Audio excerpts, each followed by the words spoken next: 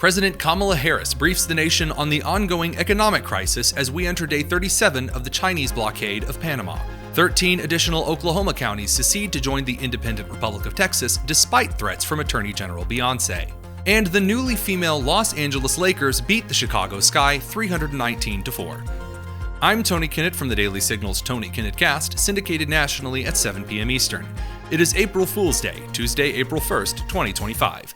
This is the Daily Signal's top news in 10.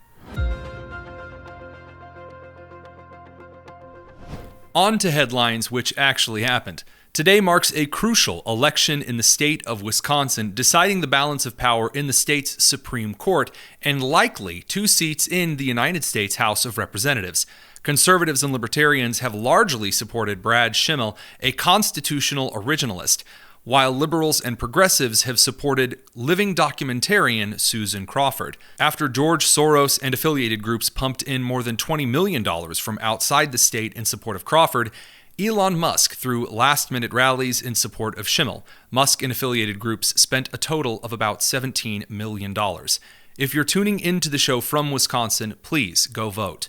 New polling data sheds light on how Americans view the Tesla domestic terror incidents and the Trump administration so far. 46% of voters say that the attacks on Tesla and Tesla vehicles are a form of domestic terrorism. 39% disagree, with the remainder saying they were not sure. 67% of Republicans say it is a form of terrorism, while 57% of Democrats disagree and say it is not. 19% of voters in total think that the attacks on Tesla and Tesla vehicles could be justified. This includes 29% of Democrats. All data in this survey highlights the reality that the opinions about Tesla, like those about SpaceX and previous polls, are driven by partisan politics. Of note, 21% of voters say that they are at least somewhat likely to buy a Tesla for their next car. This total includes 28% of Republicans and 15% of Democrats. A CBS YouGov poll shows that Americans largely approve of how the President of the United States has handled immigration policy, with 53% approving of his immigration measures so far.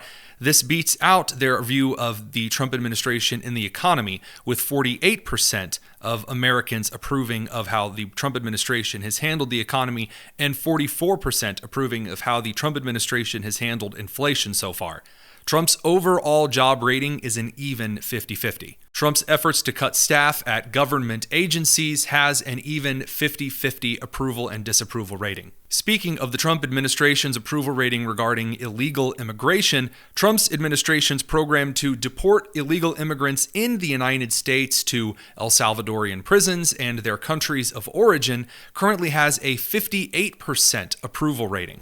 El Salvador President Nayib Bukele announced that Sunday night a joint military operation with allies from the United States consisted of the transferring of 17 extremely dangerous criminals linked to the Tren de Aragua and MS-13 gangs to El Salvador. President Bukele said all individuals are confirmed murderers and high-profile offenders, including 6 child rapists.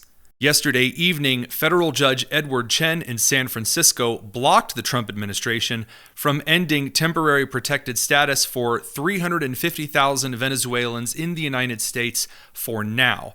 Their work permits and protection from removal was set to be terminated next week. Judge Chen wrote, "The Secretary's action threatens to inflict irreparable harm on hundreds of thousands of persons whose lives, families, and livelihoods would be severely disrupted, cost the United States billions in economic activity, and injure public health and safety in communities throughout the United States.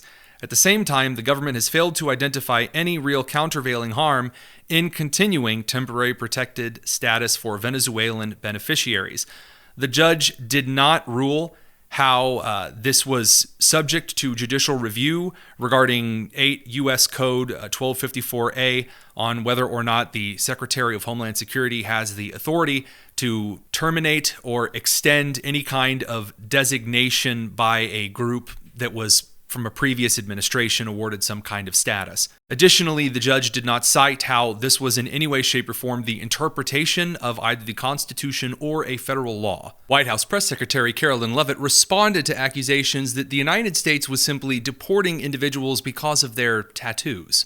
You can get classified by simply having certain symbols in your tattoos and wearing certain streetwear brands. That alone is enough to get someone classified as TDA and sent to El Salvador.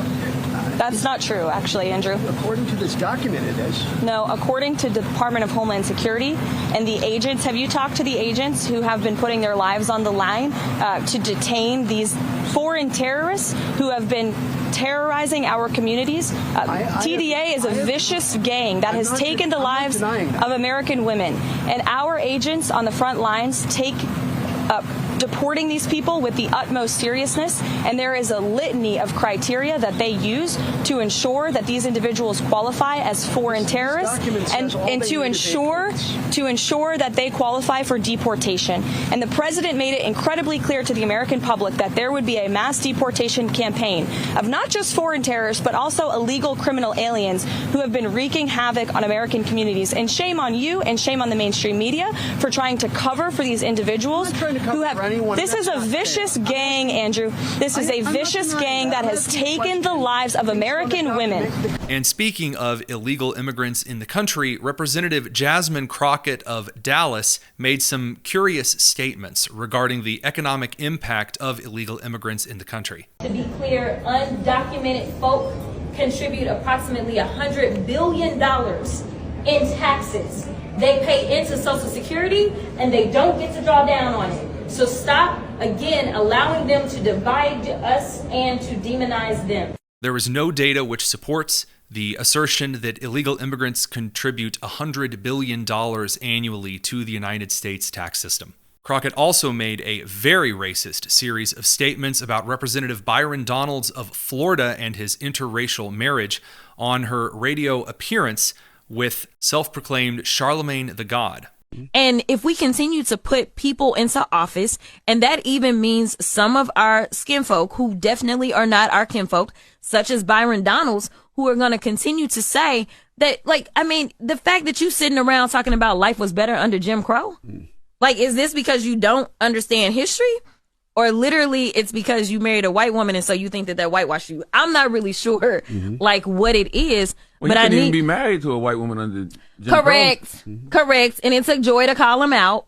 So I'm like, bruh, what are you talking about? What are you saying? He just out here, I feel like they give him his talking points and he's like, yes, massa, I got it.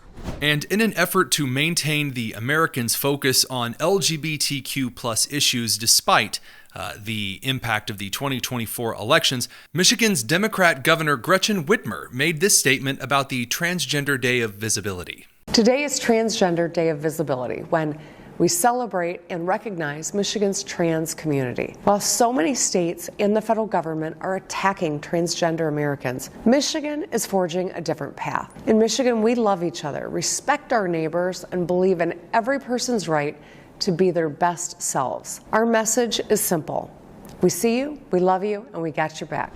And an ACLU lawyer appearing on a PBS interview publicly refuted the claim that there are men competing in women's sports. The policies that are claiming that transgender women in sports are men are wrong. The president is lying when he says that there are men impersonating women and participating in women's sports.